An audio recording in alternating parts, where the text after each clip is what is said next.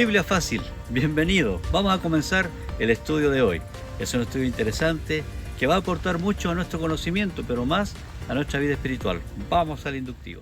Vamos a estudiar el libro de Lucas, los versículos del capítulo 2, versículos del 8 al 20. Ahí vamos a estar avanzando, ¿ya?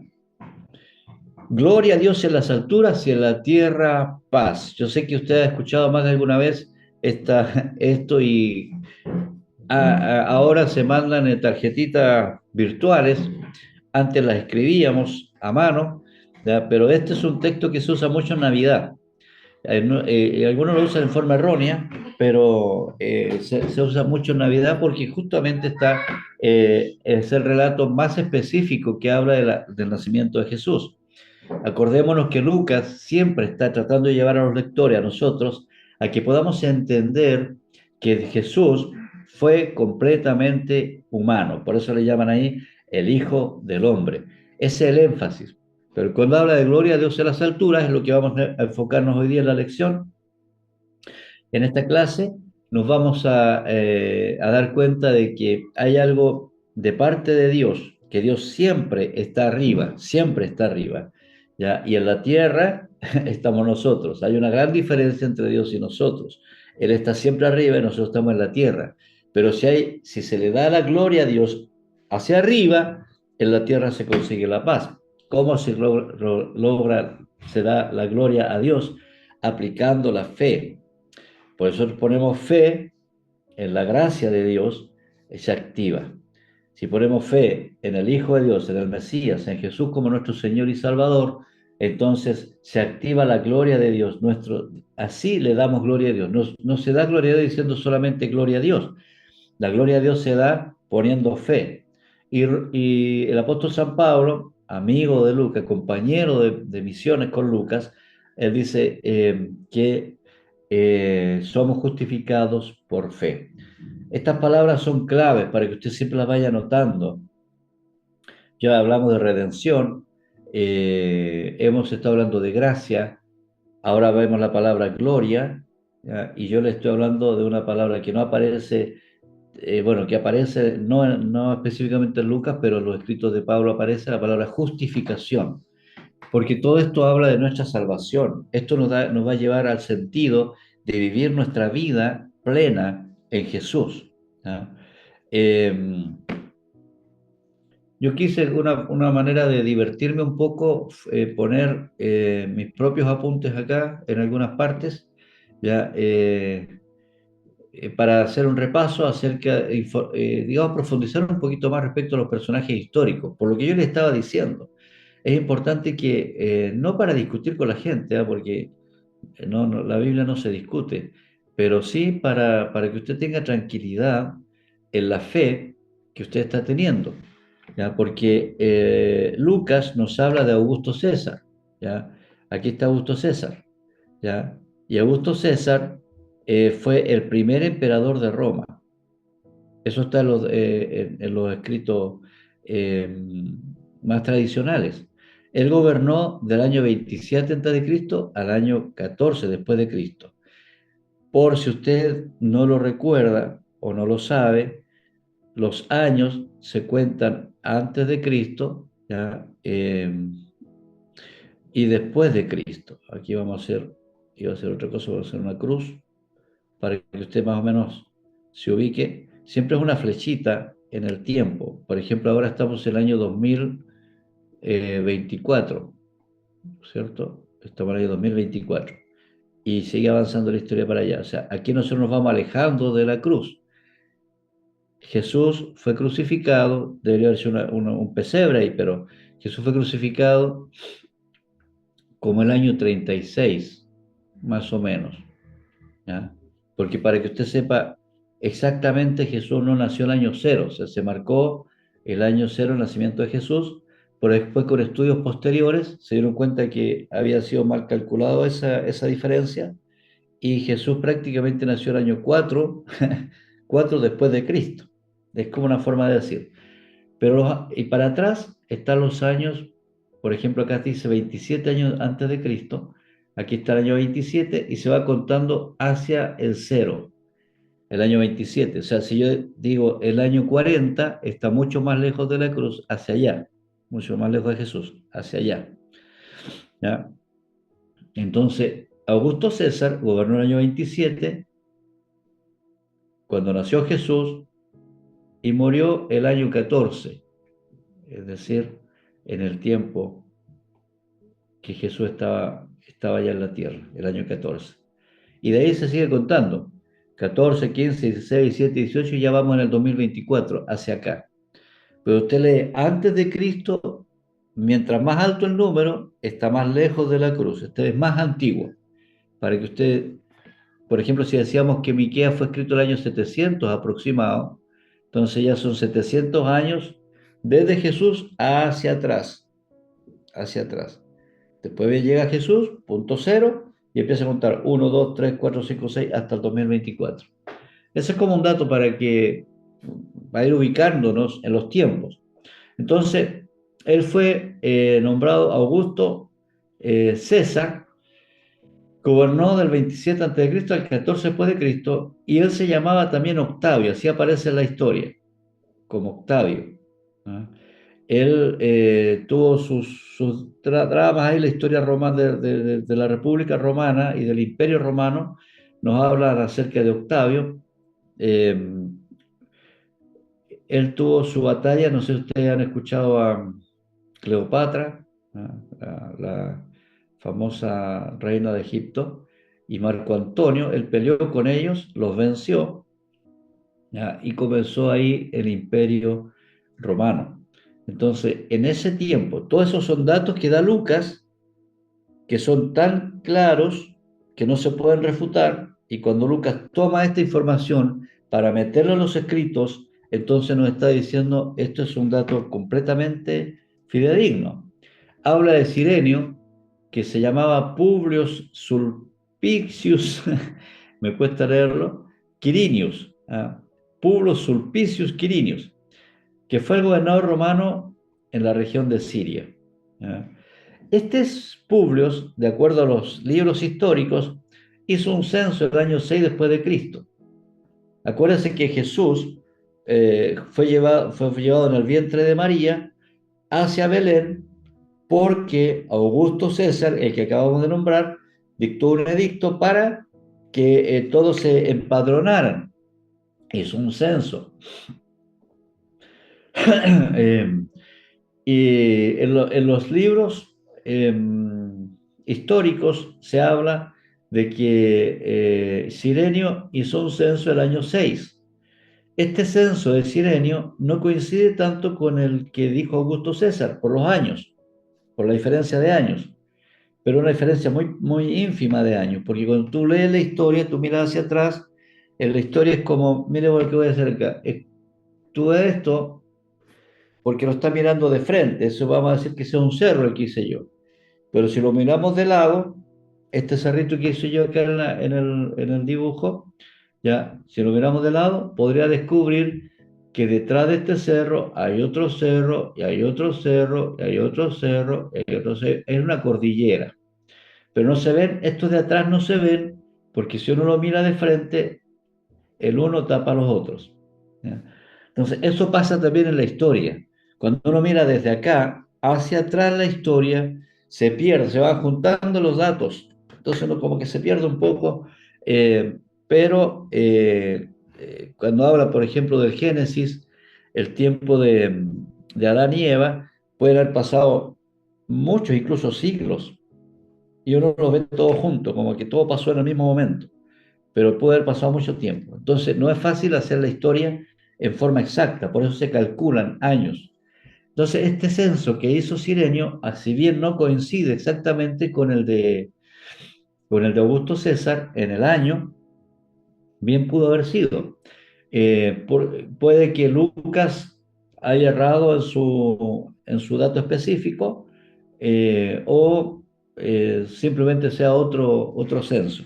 Pero sí nos deja claro que Cirenio fue una persona de carne y hueso que está en la historia, no solamente en el escrito bíblico de Lucas, sino que está también en la historia del Imperio Romano. Hablemos de Galilea. es una región, después vamos a ver los mapas, ahora todavía no. Es una región, ¿ya? Al norte de Judea y Samaria, ¿ya? Cuando Jesús le dice a los discípulos, y me seréis testigos, él dice en Jerusalén, que está, eh, que es una ciudad, Jerusalén, pero luego Judea, Samaria y Galilea son regiones, ¿ya? En el siglo primero esto estaba bajo Herodes el Grande, es decir, cuando nació Jesús. Después lo sucedió Herodes Antipas como tetrarca de esta zona, ¿ya? Y Herodes Antipas gobernó Galilea, que está acá, Galilea, y también gobernó Perea. Este Herodes Antipas, el sucesor de Herodes el Grande, fue el que mató a Juan el Bautista. Es decir, usted ve a Juan el Bautista en la historia bíblica, pero ve también a Herodes el Grande y a Herodes Antipas en la historia tradicional. Por lo tanto, están enlazadas las historias. No, uno puede decir, no, esto lo inventó Lucas, le puso nombre por poner cualquier nombre, no, no. Son datos que están muy entrelazados y es imposible rebatir estos datos que nos está entregando Lucas. Por eso tenga mucha seguridad y confianza en lo que nosotros estamos estudiando. Bueno, Galilea de por sí era una zona montañosa, fértil. Ahí es donde está la ciudad de Nazaret. Recuerde que Jesús se llama Jesús de Nazaret, lo vimos la semana pasada, porque él pasó su juventud ahí, ¿no? Pasó toda su juventud ahí. Y fue en Caná, de esta misma zona, que hizo su primer milagro. Y también dentro de Galilea está Capernaum, donde también hay gran parte del ministerio de Jesús. Entonces, son lugares que están muy bien definidos. Bueno, algunos datos de Nazaret. Era de las colinas de la Baja Galilea. Está a 25 kilómetros suroeste del mar de Galilea, ¿ya? Y a 6 kilómetros de otra ciudad que es Séforis. En Nazaret habían algo así como 200 a 400 habitantes. Recuerde que Jesús en Nazaret, bueno, eso lo vamos a ver más adelante, no hizo milagros, ¿ya? Entonces ese dato es súper importante. Eh, Ahí está Nazaret. Sigamos. La otra ciudad que se menciona en este capítulo 2 es Belén, que está a 10 kilómetros de Jerusalén, relativamente cerca, si vamos en auto, pero es una buena distancia si se camina. Tenía muy pocos habitantes, menos que Nazaret, y está en la historia, en Miqueas 5:2, donde está profetizado el nacimiento del hijo de David. ¿Por qué? Ya vimos la genealogía de Jesús a través de José, que llega hasta el mismo David. El texto de hoy ya tengo marcado para que ustedes vayan marcando mientras yo leo. Había pastores en la misma región que velaban y guardaban las vigilias de la noche sobre su rebaño. Y la gloria del Señor los rodeó de resplandor y tuvieron gran temor. Pero el ángel les dijo, no temáis, porque aquí os doy nuevas de gran gozo, que será para todo el pueblo, que os ha nacido hoy en la ciudad de David un Salvador, que es Cristo el Señor. Esto servirá de señal. Hallaréis al niño envuelto en pañales, acostado en un pesebre, y repentinamente apareció con el ángel una multitud de las huestes celestiales que alababan a Dios y decían, hasta ahí vamos a llegar. Entonces, vamos a destacar algunas palabras acá. Había pastores. Recordemos que los pastores eran, a ver, ¿cómo podríamos describirlo hoy de la clase baja, digamos, de- del pueblo en ese tiempo? Eh, los que cuidaban ovejas era como el trabajo más despreciado, ¿no? O sea, no eran de la élite, ni mucho menos. Entonces, recordemos que David mismo, el rey David, cuando fue a ser ungido por Samuel, él estaba lejos, en el desierto o por ahí, pastoreando las ovejas de su padre. Entonces le dieron el peor trabajo a David, ¿ya? Y David, cuando Samuel fue a buscar a quién iba a ungir, el papá de David le mostró, Isaí le mostró a todos los hijos, pero menos a David. ¿Por qué? Porque quizás era el menospreciado, pero, y tenía el peor trabajo. Pero el Señor fue justamente a David y esperó hasta que David tuvo que llegar de estar pastoreando las ovejas, tuvo que llegar para encontrarse con Samuel y el Señor le dijo, este es el que está pastoreando ovejas, el que está allá, el despreciado, ahí vamos a ir.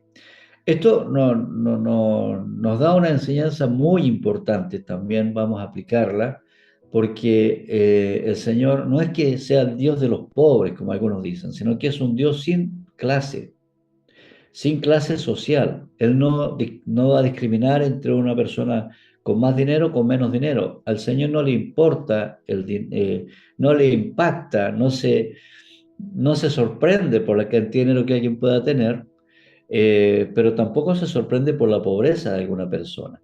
Entonces, es significativo, muy significativo, que el Señor haya querido manifestar esta gloria a los pastores y no a los estudiosos del tiempo, a los escribas, a los fariseos, a, a algún sacerdote, sino que muestra esta gloria de los ángeles a los pastores, gente humilde. Ya estaban por ahí cerca de Belén, en las afueras, pastoreando las ovejas. Ellos, ¿qué estaban haciendo? Estaban velando, era de noche, ¿ya? Era de noche. Estaban velando y guardaban las vigilias de la noche. Seguro no sé cómo lo harían, pero se turnaban seguro para ir cuidando las ovejas. Eran varios pastores.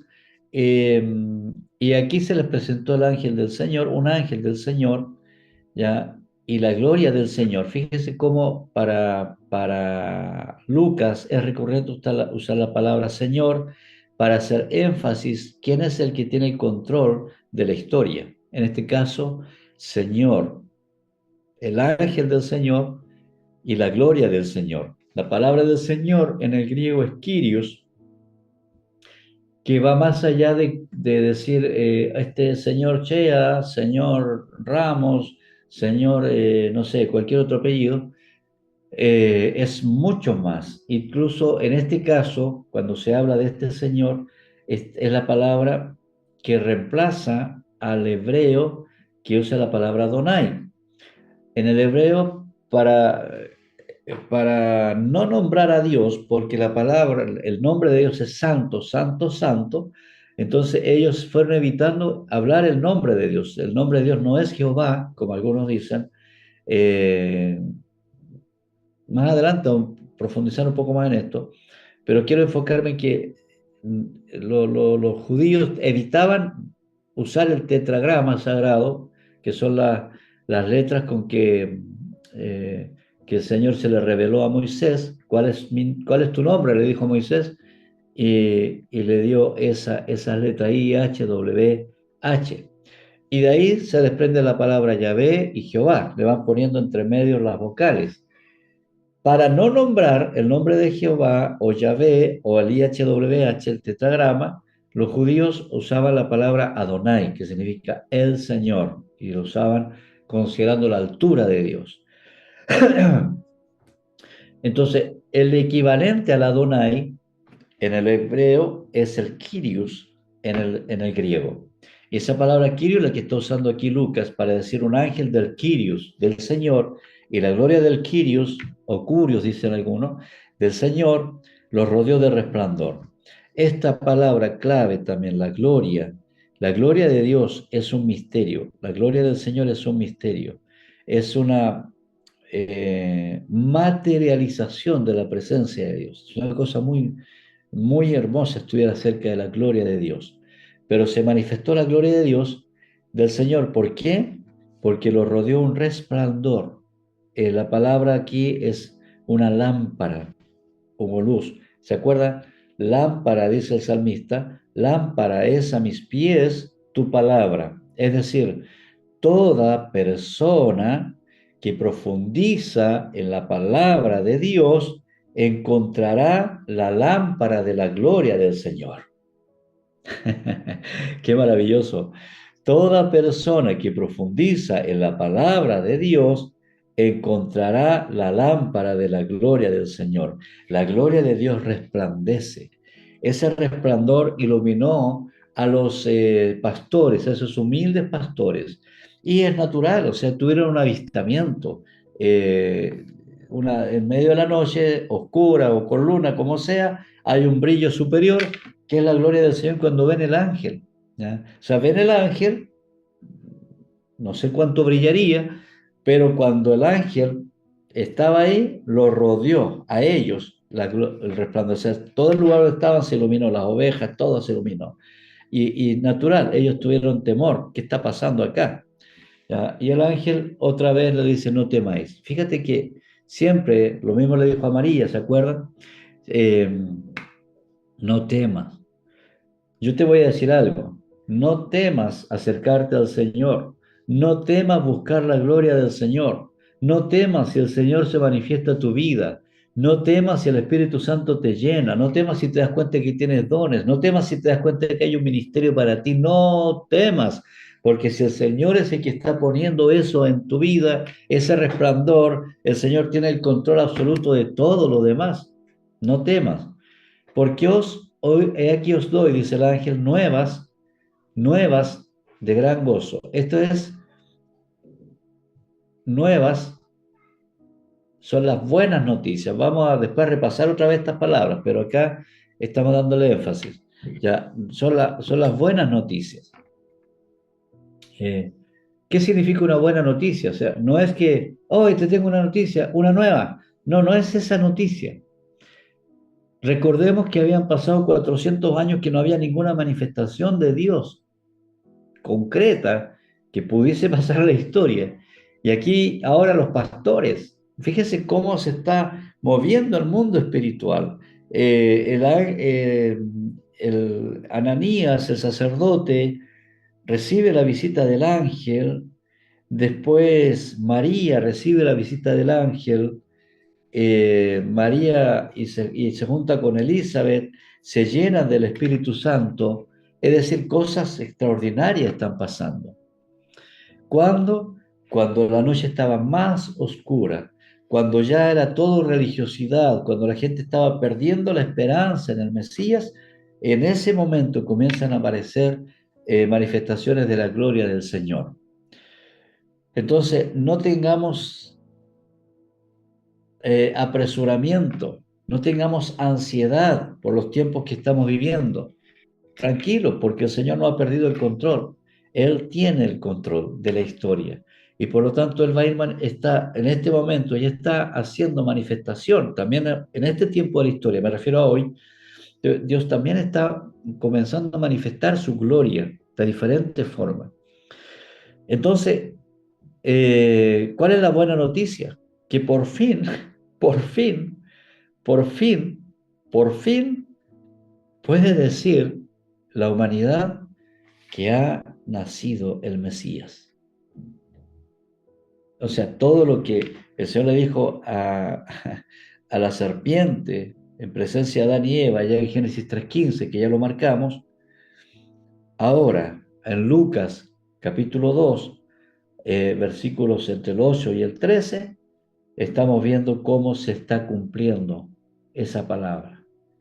Entonces, fíjese cuántos siglos han pasado para que se cumpla esa palabra. Entonces, no es oye, una buena noticia, supiste que le fue bien a tal persona. No, no tiene que ver con recursos económicos, no tiene que ver con bienestar de otro tipo, no tiene que ver con salud siquiera, sino tiene que ver con una manifestación espiritual tremenda, única, histórica, que marca el antes y el después de la historia de la humanidad.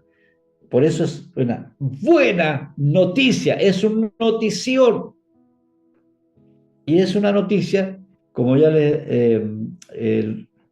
hemos dado cuenta con Lucas, de gran gozo. Siempre el propósito de Dios es que nosotros vivamos en el gozo del Señor. Por eso el énfasis que pone esta traducción, gran gozo, o sea, no hay nada que se pueda comparar a saber que Dios está interviniendo en la historia de la humanidad. Y no será para un grupito de personas, rebaño pequeño ni manada pequeña, es para todo el pueblo. Es decir, la gran noticia acerca de Jesús el Señor es para toda la gente, para todos. No hay excepción de persona, desde el más pequeño que tenga entendimiento hasta el más adulto que esté en la posteridad de su vida. Esas personas, desde el más pecador, empedernido, casi Satanás vivo, hasta el más limpio y puro de los humanos, de los seres humanos, todos tienen la posibilidad de escuchar esta buena noticia. Entonces, esto es una razón, un motivo de gran gozo que será para todos, no para algunos. El Evangelio es para todos. El Evangelio no es para encerrarse en algún lugar a cantarle a Dios y hacer temas bíblicos. El Evangelio es para toda la gente. Todos tienen que saber que os ha nacido hoy, os ha os ha. ¿A quién? A los pastores. A ustedes les nació, le dice el ángel. A ustedes les nació, a ustedes los despreciados, a quienes nadie quiere ver, quienes tienen que estar pasando la noche fría para poder cuidar sus ovejas. Ustedes que tienen el peor trabajo de este momento, a ustedes les nació hoy en la ciudad de David. Este término es súper importante. ¿Por qué? Porque otra vez está enfocando a Jesús como el Hijo de Dios, o sea, como el hijo de José y de María, adoptado por José, ¿cierto? Y engendrado en María, David. Fíjese que dice esta traducción, dice, un Salvador, un Salvador, un Salvador. Pero luego dice que es Cristo. Estas palabras para nosotros, normal, Jesús Cristo es el Señor. Pero escucharlo en ese momento es es una bomba atómica. Es una bomba atómica, es mucho más que eso. ¿Cómo escuchan estos pastores que es un Salvador? Salvador, también la palabra es libertador. Se puede traducir de las dos formas. Es un libertador. Ese Salvador es el libertador. Ese que han estado esperando por siglos en Israel. Ha nacido el Salvador. Y no es cualquier persona, no es un Salvador. Es Cristo. Es Cristo. Es el Mesías.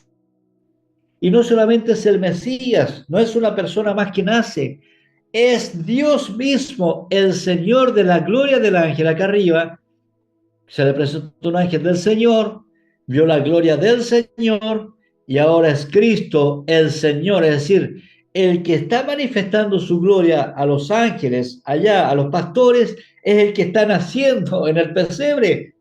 Bomba para el cerebro. ¿Cómo es posible? Pero Él es el Señor, Él es el dueño de todo, es el dueño de todo. Entonces, esto es súper importante para nuestra redención, para tener claridad sobre nuestra salvación. Si nosotros creemos en Jesús como Salvador, si bien está en los escritos incluso del Corán, de los musulmanes, está Jesús, y dicen, no, si Jesús está ahí, sí, pero es como un profeta más en ese lugar, en esos escritos. Para muchos judíos, si bien respetan porque no, es imposible no creer en Jesús como una persona histórica, porque Él marca el centro de la historia, no es un invento. Él existió, murió, resucitó. Algunos creerán o no en su resurrección, pero Él murió, Él vivió, pisó la tierra, existió en carne y hueso, nació de una mujer, nació en Belén. Entonces, eso es historia, eso no es un invento, es historia. Pero ese personaje histórico humano para los judíos es Cristo, el Mesías, el que tanto esperaban para traer liberación. Pero sorpresa, no es solamente un personaje, es el Señor que ha decidido nacer de una mujer. Eso le está diciendo los ángeles a los pastores. 3 palabras. Si tú no juntas estas 3 palabras al que tú no puedes creer, O sea, la persona que no cree que Jesús es el Salvador, que además es el Cristo, pero que además es el Señor, no puede creer en Cristo, no se le puede revelar. ¿Por qué? Porque todo ser humano nace de un hombre y una mujer. Todo ser humano, todos hemos nacido así. Pero Jesús nació de una mujer que fue engendrada por Dios mismo, por el Espíritu Santo. Entonces, el Jesús del que estamos hablando es una persona completamente diferente, con sangre pura. Ya vamos a hablar de la sangre. Sangre pura, sangre limpia, sangre que no está contaminada con el pecado, sangre divina. Era tan hombre como tan Dios. Entonces, si no fuese Dios, no puede salvarnos. Si Jesús no es Dios, no puede salvarnos. No existe salvación posible, porque no hay hombre que nazca sin pecado. Es la única oportunidad que teníamos. Y la única oportunidad que tenemos es solamente en Cristo Señor. Esta que yo le estoy diciendo ahora es un mensaje eh, absolutista. Y por lo tanto, para muchas personas es ofensivo. Porque bueno, tú crees a tu manera, yo creo a mi manera. No, querido, yo no creo a mi manera, perdóname. No creo a mi manera. Yo creo a la manera de lo que dice la Biblia, porque la Biblia es el libro autorizado históricamente para poder creer en él, más que cualquier otro libro que se haya escrito en la humanidad. Y si la Biblia, que es mi regla de fe y práctica, me dice que el Salvador es Cristo y que el Cristo es el Señor, entonces yo no puedo creer en un Jesús profeta.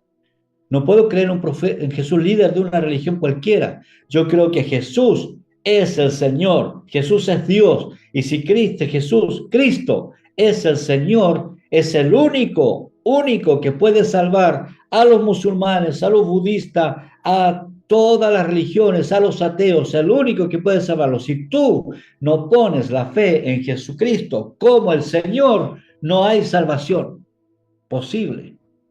Por eso estos datos aquí que los ángeles le entregan a los pastores son datos fundamentales para la redención. Por eso son las buenas noticias para toda la gente, no para algunos nomás, para todos, que Jesús ha nacido. No Jesús, Jesús nació, pero ese Jesús que nació es el Salvador, el libertador. Pero ese libertador es el Mesías que estaban esperando. Pero no solamente es el Mesías, es un Mesías súper poderoso porque es el Señor. Y le dice luego, ese Señor grandote, esto se ve señal, lo hallaréis como un niño, envuelto en pañales, acostado en un pesebre. ¿Entiendes eso? El Señor Todopoderoso decide humanizarse y se humaniza naciendo en un pesebre, como un niño común y corriente de una mujer común y corriente. Humanamente nace y nace envuelto en pañales. Esto nos habla de la humildad de nuestro Rey, porque si hay una característica de nuestro Señor es su humildad, la capacidad de haberse humillado hasta lo sumo para nacer de una mujer y después morir de la peor muerte posible, como lo relata Pablo en Filipenses capítulo 2. Entonces, encontraréis al Señor como un niño envuelto en pañales, un niño indefenso, que ahora está dependiendo absolutamente, como un niñito, de la voluntad de María, de amamantarlo, de cuidarlo, y de José.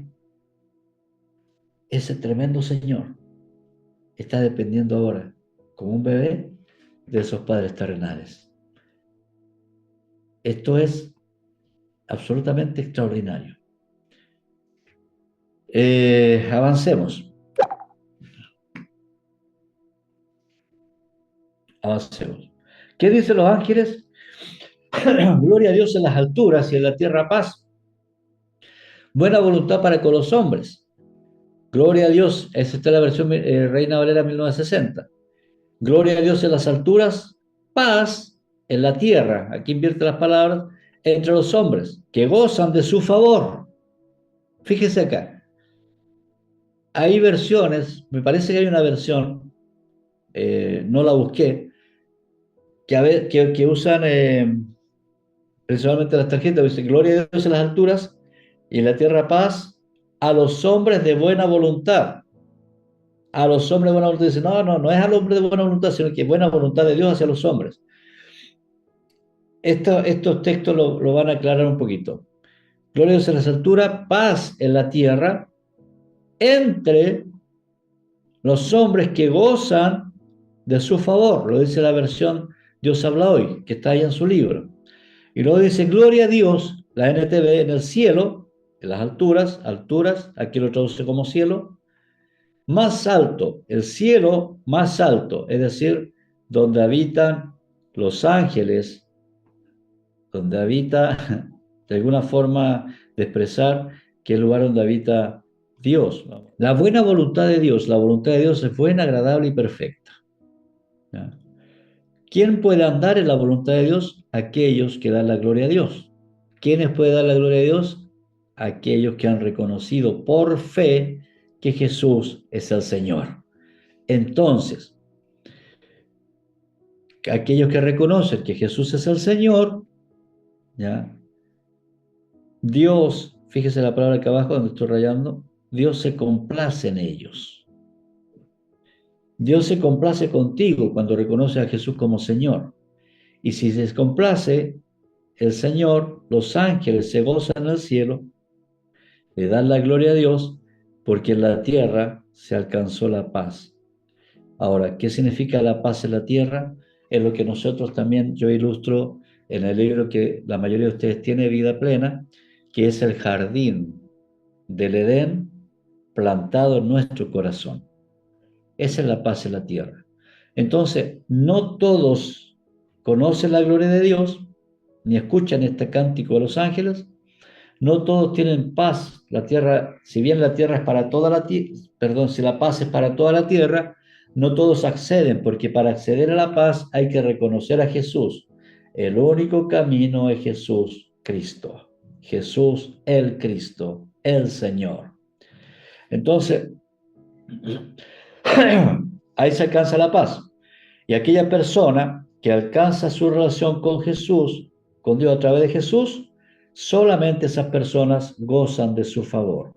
Por eso algunos dicen, ay, que son clasistas. No, no es clasismo, tampoco es religiosidad. La Biblia es muy clara cuando dice para quién va la paz. Pero él también es para todos, también para el que quiere rechazarlo. Pero el que rechaza a Jesús no puede tener paz. Pero yo no rechazo a Jesús, yo creo que Jesús es un profeta. No puede. Es otro Jesús el profeta. O sea, si cree en Jesús profeta, no es el mismo Jesús que está en la Biblia. Porque si vamos a creer en la Biblia como la autoridad, tenemos que creer lo que la Biblia dice. Y la Biblia nos está diciendo acá que la paz y la buena voluntad de Dios, para que los hombres gocen de su favor, tiene que haber un acto de parte nuestra, que es fe y obediencia. Anótenlo eso por ahí. Fe y obediencia. Eso es lo que pide el Señor de nosotros. Sigamos. Sucedió que cuando los ángeles se fueron de ellos al cielo, los pastores dijeron unos a otros, pasemos pues hasta Belén y veamos qué es esto que ha sucedido. O sea, ya obviamente no iban a poner en duda lo que estaba diciendo el ángel. Y sí, con todo lo que vieron, y que el Señor, fíjese, cómo ellos ya son parte de la historia. Esto me parece tan lindo porque los pastores, gente humilde, dice, el Señor, el más alto, nos ha manifestado a nosotros. ¿Sabes qué? El Señor no tiene problemas contigo. El Señor no tiene problemas con tu estudio, con tu capacidad, con tu inteligencia. No tiene problema. Él quiere manifestarse a tu vida, así como lo hizo con los pastores. No le importa cuánto dinero tengas, si tienes mucho dinero, si tienes poco dinero. No le importa si estás sano, si estás enfermo. No le importa si eres una persona buena por naturaleza o eres una persona con malas intenciones. Al Señor no le importa eso, a Él le importa manifestarse a ti. Porque aquella persona en quien Dios se manifiesta nunca vuelve a ser la misma persona. Y eso vamos a ver ahora. Vinieron pues apresuradamente y hallaron a María y a José, tal como el ángel les dijo, y al niño acostado en el pesebre. Palabra clave acá también. ¿Por qué? Porque el niño es puesto en un lugar de forraje, o sea, el lugar más paupérrimo posible buscó Dios para decir, yo siendo Dios, nazco de una mujer común y corriente, y eso ya es suficiente humillación, pero no solamente eso, sino que nazco de la peor forma posible. Pero además, adelantémonos a la historia, voy a morir de la peor forma posible. ¿Por qué? ¿Cómo se llama todo esto? Este versículo se resume en una sola palabra: amor. Porque Dios, querido, te ama. Por eso está dispuesto a hacer tanta humillación por ti. Al verlo, dice el versículo, dieron a conocer lo que se les había dicho acerca del niño. Es decir, llegaron a contar. Y todos los que estaban ahí lo oyeron. Quiere decir que había más gente, ¿no? Porque no estaba María y José solamente, había más personas. No es que se hayan encontrado con los magos, como todavía no, los magos están más allá de la historia. ¿Ya? Se maravillaron de lo que los pastores le decían. O sea, toda la gente que escuchaba estaba, ¡wow! ¡Qué tremendo! Pero fíjese qué tierno es Lucas al darle un espacio especial para María, cuando dice, pero María, la linda María, la gran María, guardaba todas estas cosas como una mamá, meditándolas en su corazón. Con este texto yo me remonto en el tiempo, me imagino a Lucas escribiendo y a María viejita contándole esta parte. Dice, y fue tan hermoso, entonces Lucas dice, bueno, y María guardaba estas cosas, meditándolas en su corazón. Muy humano, muy terrenal, muy natural. ¿Se dan cuenta? Entonces, es hermoso este paréntesis de este versículo, ¿ya? Para volver siempre a reconocer a la mamá, a la mujer, ¿cierto? Porque tienen eso especial de guardar cosas en su corazón. Preocúpense sí de guardar las cosas lindas. Y volvieron los pastores glorificando y alabando a Dios por todas las cosas que habían visto, oído y visto. ¿Ya? Bueno, ahí termina el versículo. Vamos a ver algunas palabras, repasar algunas palabras claves, eh, claves como primogénito, eh, y dio a su hijo primogénito. Ahí está la palabra en griego también, y lo envolvió en pañales. Y eso lo contrarrestamos con la palabra unigénito, que no es lo mismo. Primogénito es primer hijo, y unigénito es único hijo. Entonces, la palabra unigénito está en Juan 3:16, lo escribe Juan. Entonces, la diferencia es que para María es primogénito. Según los textos que ustedes tienen en el libro, en el Dios habla hoy, no, en el NTV dice que es el primer hijo varón. Por lo tanto, no hay ninguna certeza bíblica de que María no tuviera más hijos, sino todo lo contrario. ¿Ya? Porque si habla de primogénito, o sea, Lucas podría haber puesto acá el unigénito de María. No, es el primogénito de María, pero es el unigénito de Dios. ¿Ya? Porque de tal manera amó Dios al mundo, Juan 3:16, que ha dado a su hijo unigénito, su único hijo para Dios. Pero Lucas 2:7 dice, y dio a luz a su hijo primogénito. Es el primer hijo y lo envolvió en pañales. Entonces, esto es muy importante para hacer la diferencia teológica respecto a quién es Jesús. Jesús es eterno desde antes, pero es el primer hijo para María, no el único. Pero para Dios es el único hijo. Esta es una diferencia que hay que marcar. Los pastores, ya lo vimos, nueva de gran gozo. La buena noticia que es para todos, no es para algunos, ¿ya? Y que os ha nacido hoy en la ciudad de David un Salvador que es Cristo el Señor. Y con esto vamos a ir terminando, porque fue nacido a ustedes, le dice para ustedes, resaltemos esa parte, a ustedes, hoy, está tal cual está escrito en el griego, a ustedes, un libertador quien está siendo ungido, el Mesías Cristo, el Señor. y la importancia que da a la ciudad de David para hacernos entender que el Mesías que están haciendo es hijo de David, ¿ya? Pero a la vez es el Señor. Fíjese cómo se relacionan las palabras acá, ¿ya?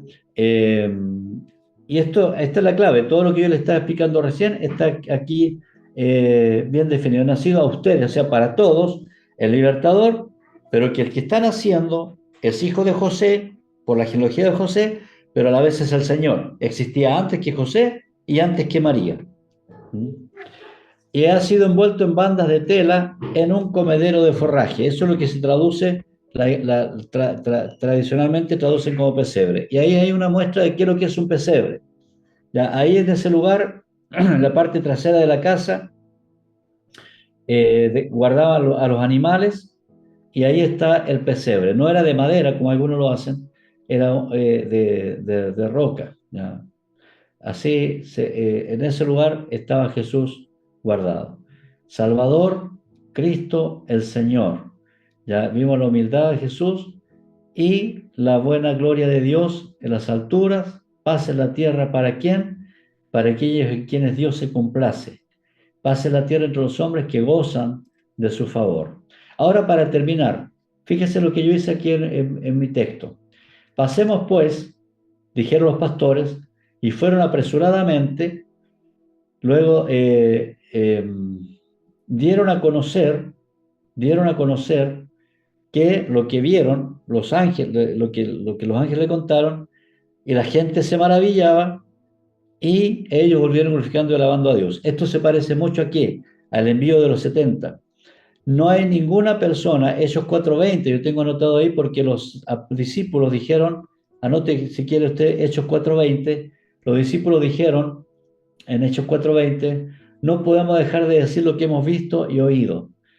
Cuando una persona tiene una experiencia espiritual con Jesús, no puede callarla. Va rápido a contar qué es lo que está pasando, se maravilla y lo que termina es que la gente que escucha se va a maravillar. Quien te escucha hablar de no de religión, no de cosas de vida, sino de tu experiencia personal con Jesucristo, se va a maravillar de lo que te escucha decir, pero también va a permitir que la persona se maraville y tú vas a tener un motivo más para seguir glorificando y alabando a Dios. Es imposible tener un encuentro con la divinidad y no glorificarle a Él y no contárselo a otro. ¿Ya? Bien, gloria a Dios en las alturas y en la tierra paz.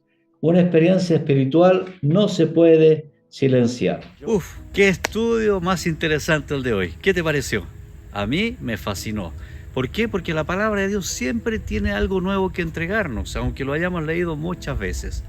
Si te ha gustado este estudio, profundiza más en él, pero también ponme un me gusta, hazme un comentario, me haría bien, nos haría bien. Y por supuesto, suscríbete a nuestro canal.